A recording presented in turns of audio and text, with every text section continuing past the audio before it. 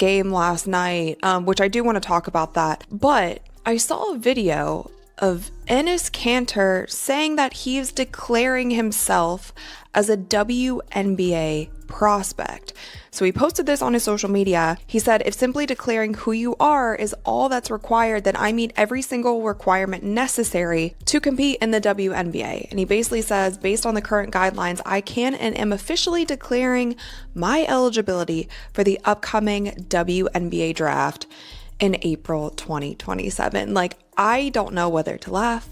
I don't know whether to cry, because like I've said in other videos, Caitlin Clark has finally reached her breaking point.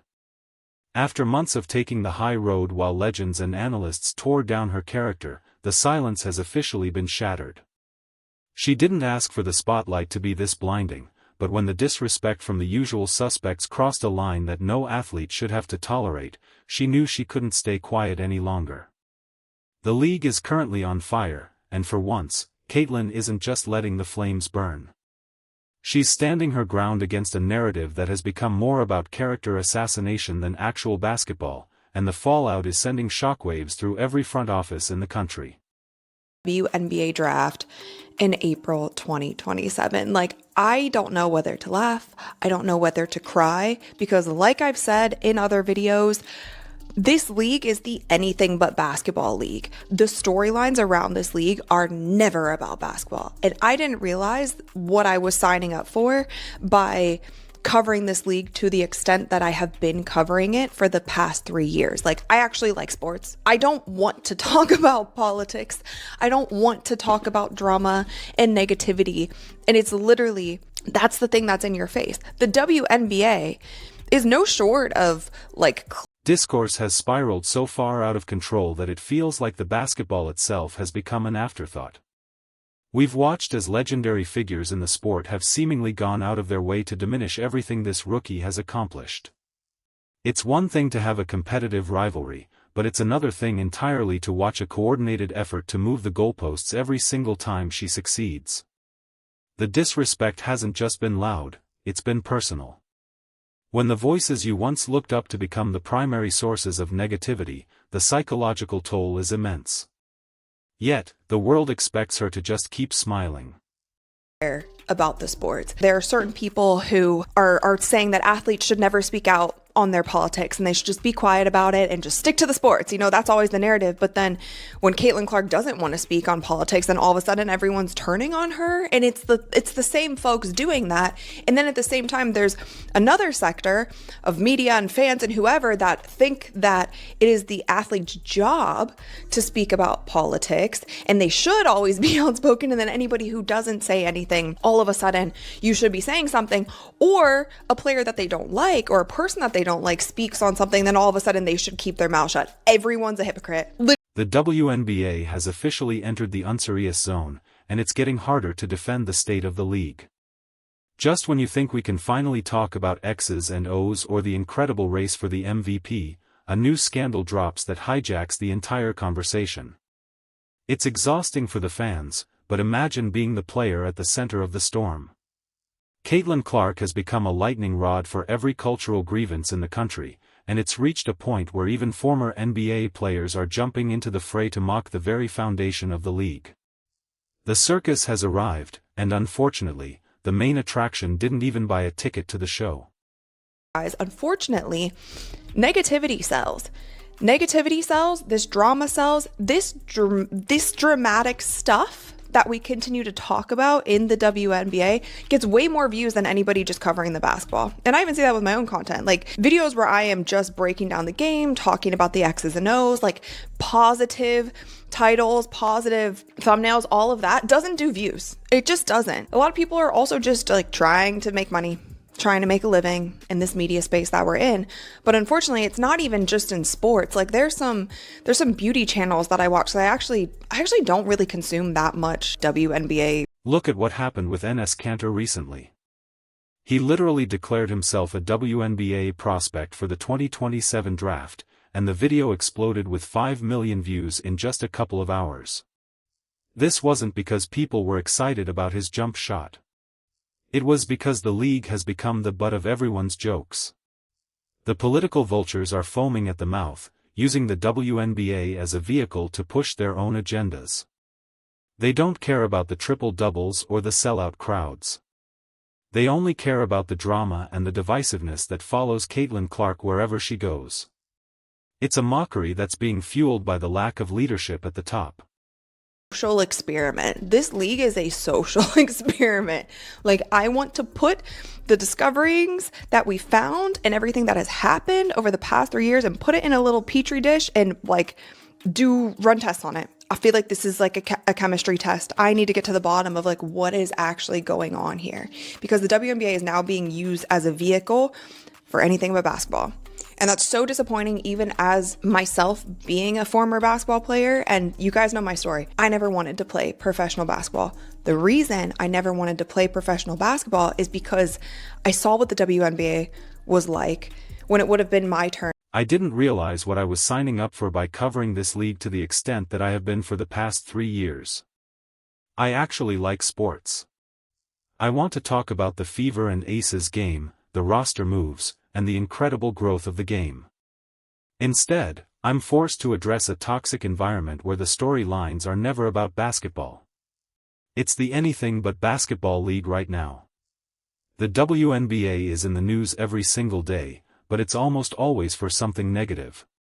It's a constant barrage of clout chasing and PR nightmares that distract us from the fact that these women are some of the best athletes on the planet. Never wanted to play professional basketball. The reason I never wanted to play professional basketball is because I saw what the WNBA was like when it would have been my turn to go into the league. I didn't even try for it. I didn't even finish my college playing career because I didn't see a future after that. I saw the salaries they were making. I used to go to Cleveland Rockers games. I saw the empty arenas. Like, I saw what it was like. I didn't feel like that was a sustainable career for me. When you're putting your blood, sweat, tears, all of your energy into a sport, I didn't want that to be my payout. And now you're seeing women make so much more and being household names and being in commercials and all of this stuff. But unfortunately, there's this rain cloud that just... What's truly frustrating is that most of the people with the loudest voices don't actually care about women's sports. They are the usual suspects who only tune in when there's a controversy to exploit. They claim to support the WNBA, but they're the first ones to laugh at it or use it as a punchline. This isn't support. It's exploitation. They see the engagement numbers that Caitlin Clark generates, and they want a piece of that pie, even if they have to burn the whole house down to get it. It's a predatory cycle where the athletes are used as pawns in a game they never agreed to play, and the fans are left feeling bitter. Narrative like this starts going around, once that's the whole discourse, now everyone's asking how Caitlin feels. And when Caitlin says that she's going to leave it to the governing bodies and she's going to leave it to officials and whatever, and basically said, I'm focused on this game, again, being asked after they lose a tough game, now all of a sudden she's demonized. Now all of a sudden people are trying to use her as a vehicle, using clips of her when, again, they just came off a tough loss. And it's like, I think that's what frustrates me the most. And I saw another clip just today of Stephen A. Smith saying that Caitlin Clark needs to do better. And he's saying that she needs to do better because she's not saying enough. The hypocrisy in this space is truly staggering. We see a massive sector of the media that demands athletes speak out on every political issue under the sun, but the moment someone like Caitlin Clark wants to stay focused on the game, they turn on her. On the flip side, you have people telling athletes to shut up and dribble until that athlete says something they agree with. Everyone is a hypocrite in this scenario. You cannot trust the narratives being pushed because they are almost always designed to get clicks and generate outrage. Negativity sells, and right now, the WNBA is the highest selling product on the market. And I saw another clip just today of Stephen A. Smith saying that Caitlin Clark needs to do better. And he's saying that she needs to do better because she's not saying enough. And it's like, she has said so much. She's said it so many times that she doesn't want people using her as a vehicle for their hatred. She has denounced racism. She's denounced hatred. She's done things behind the scenes even to try to get the women paid more, to try to do all of these things. Even when she was injured for all of last season, like, she was still traveling to the games and signing autographs and doing all this stuff. And it's like, no matter what she does, it will never be enough. And that's so sad. It's truly, truly sad. Even the biggest names in sports media are adding fuel to the fire. Stephen A. Smith recently had the audacity to say that Caitlin Clark needs to do better. He claims she isn't saying enough to stop the storm, as if it's her responsibility to fix the societal issues that the media created in the first place. He pointed out that she's 24, not 14, and should be able to handle the pressure. But what more can she do? She has denounced racism. She has denounced hatred. She has stayed professional through flagrant fouls and verbal abuse. No matter what she says, it's never going to be enough for people who profit off her being a target. The truth is that Caitlin has done things behind the scenes that nobody even talks about. She's been working to get the women in this league paid more and has been a driving force for better conditions, even when she was sidelined with injuries in the past. She travels to games, signs endless autographs, and tries to be the role model everyone demands she be. Yet, the reward for all that effort is a mountain of disrespect from former players and a media cycle that refuses to let her breathe. It's a sad reality where the person bringing the most value to the table is the one being treated with the most hostility by the establishment that I really thought 2024 was just going to be growing pains. I told myself that no league has ever seen an influx of fans like this, and that things would eventually settle down into a basketball-first conversation. I couldn't have been more wrong. It's 10 times worse than it was at the start of the season. Instead of celebrating Aya Wilson's historic MVP run or the arrival of stars like Paige Bueckers, we are stuck in a loop of toxic discourse. It's like a rain cloud that follows the league everywhere. Every time there's a great game, it's overshadowed by a courtside incident or a social media post that goes viral for all the wrong reasons. Look at the recent game between the Fever and the Aces. Instead of talking about the high-level hoops, everyone is focused on a back and forth between Jackie Young and some fans sitting courtside. Security had to get involved, and while they didn't find anything offensive enough to kick the fans out, the story still dominated the headlines. It's always something. This league has become a social experiment that deserves a deep dive by a psychology professor. Why is this only happening here? You don't see this level of constant draining toxicity in women's soccer or gymnastics. There is something unique and troubling about the current WNBA culture. I feel like I'm watching a chemistry test happening in a petri dish. We are seeing what happens when you mix a massive new fan base with a league that wasn't prepared for the scrutiny, then add a heavy dose of political polarization. The result is an explosion that no one knows how to contain. The WNBA is being used as a vehicle for everything except basketball. It's a tragedy for the players who have put in their blood, sweat, and tears for years, only to have their professional careers turned into a cultural battleground. As a former player myself, I find it incredibly frustrating to watch the sport I love get dragged through the mud. I remember why I didn't pursue a professional career in the first place. I saw the empty arenas and the low salaries, and I didn't think it was a sustainable path. Now, the women are making more money and becoming household names, which should be a win.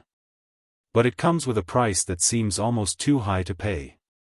They are being used as pawns to push agendas they didn't ask for, whether it's trans rights, racial politics, or gender equity. These athletes are forced to be the face of movements while they're just trying to win a championship. It's a heavy burden that few other athletes in history have had to carry. The person at the core of all of this, Caitlin Clark, never asked for any of this drama. She has tried to denounce people using her name to push hateful agendas time and time again, but the fire keeps spreading. Every time she tries to put it out, someone else throws a gallon of gasoline on it. When she says she wants to focus on the game after a tough loss, she gets demonized for not being political enough. When she does speak up, her words are twisted to fit a specific narrative. She's trapped in a lose-lose situation where the only way to win is to stop caring what the world thinks, but that's easier said than done. I've noticed this trend even with my own content. When I do a video breaking down the X's and O's or highlighting positive moments, the views just aren't there. But the moment I talk about the drama or the latest controversy, the numbers skyrocket.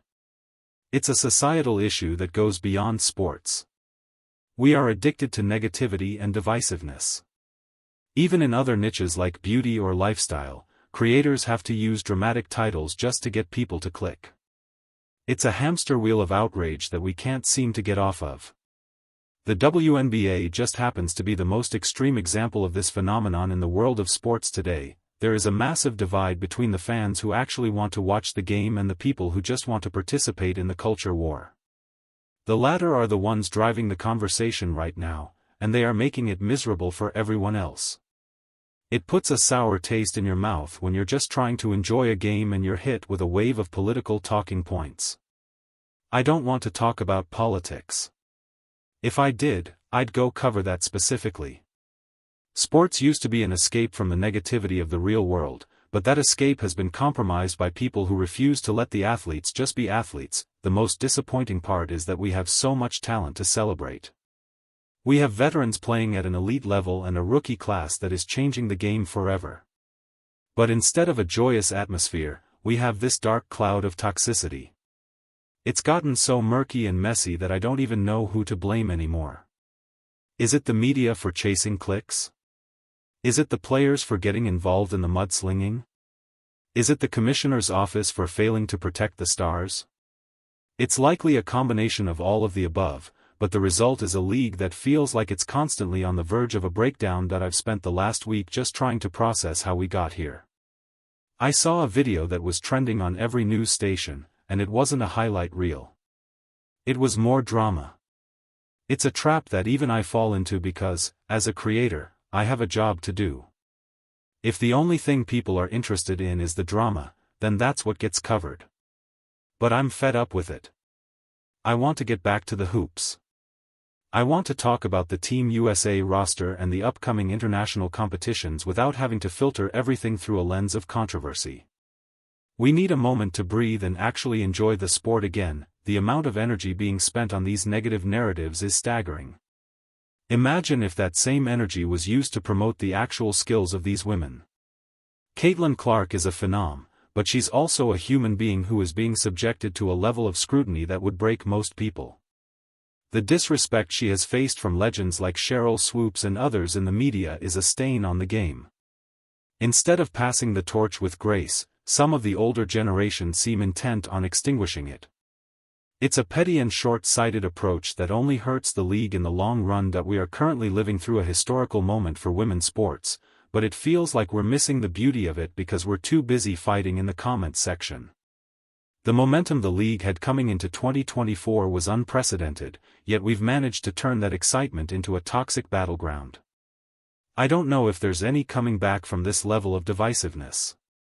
Once the well is poisoned, it's hard to clean it out. The fans who are here for the basketball are getting exhausted, and the new fans who came for the drama will eventually move on to the next big scandal. That I want to see a future where the WNBA is respected for the product on the court. I want to see the players getting the recognition they deserve without the but or the however that always seems to follow. Caitlin Clark has done her part by bringing the eyes to the screen. Now it's up to everyone else to stop ruining the experience. We have to decide if we actually care about the sport or if we just like the feeling of being outraged. Right now, it feels like the outrage is winning, and that's the most tragic part of this entire story. The hoops deserve better than what we're giving them. I'm going to do my own social experiment with my upcoming videos. I'll be posting a deep dive into the Team USA roster and the actual basketball being played, and we'll see if anyone actually cares. It's time to find out if there's still a place for pure sports analysis in this league or if the drama has completely taken over. I'm doing this because I refuse to let the negativity win. I'm going back to my roots as a player and a fan of the game, and I hope there are still people out there who want to join me. We need to reclaim the narrative from the people who are just here for the clout. At the end of the day, Caitlin Clark is going to keep playing, and the records are going to keep falling. Whether the media wants to focus on the disrespect or the greatness is up to them, but the truth is written in the stat sheets and the win-loss columns. The silence has been broken, and the message is clear. The era of letting others define her story is over. She is here to play basketball, and no amount of political hijacking or media disrespect is going to change that. It's time we all stopped talking and started watching, because what's happening on the court is far more interesting than the noise.